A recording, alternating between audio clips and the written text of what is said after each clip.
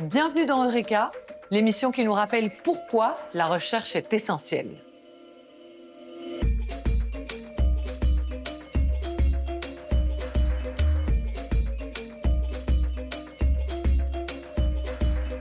Francesca Cecchet est chercheuse qualifiée FNRS au sein du département de physique et du NISM, l'Institut de la matière structurée à l'UNAMUR. Bonjour Francesca. Bonjour. Vous travaillez dans le domaine de l'optique non linéaire et de la photonique. De quoi il s'agit exactement? J'étudie avec des sources de lumière, des lasers très puissants, la matière.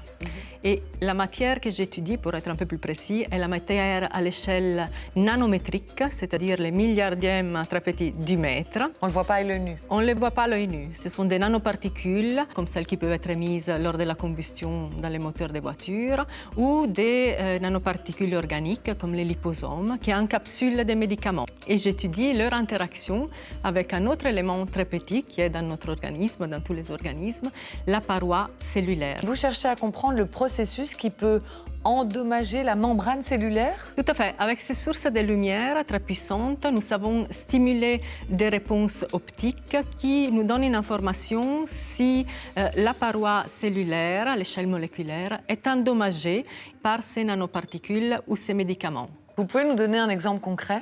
Dans mon équipe de recherche, nous sommes en train de réaliser un projet qui vise à étudier les effets des anesthésiants sur la membrane cellulaire, notamment la lidocaïne, un anesthésiant connu et courant.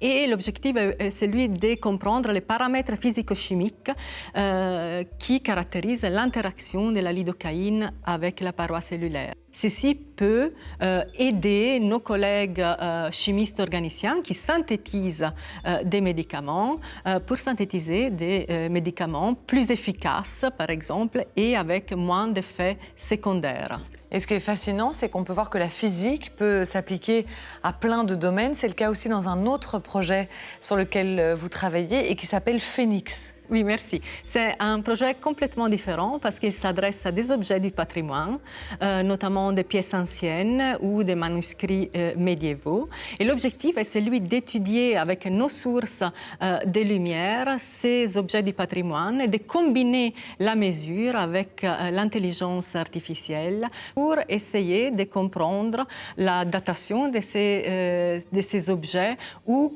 comment ils ont été fabriqués, par exemple. Comment pourriez-vous résumer l'impact de vos recherches sur nos vies quotidiennes? Certainement, l'étude des dommages potentiels sur les parois cellulaires par des nanoparticules ou des médicaments peut nous aider à envisager des solutions pour nous protéger et protéger l'environnement de ces nanoparticules ou, dans le cadre des médicaments, peut orienter la recherche pharmacologique pour des médicaments plus efficaces avec moins d'effets secondaires. On l'aura compris, il faut aider la recherche dans tous les domaines, en chimie, en physique. Cela peut soutenir le progrès médical. Chaque don à la recherche peut faire la différence.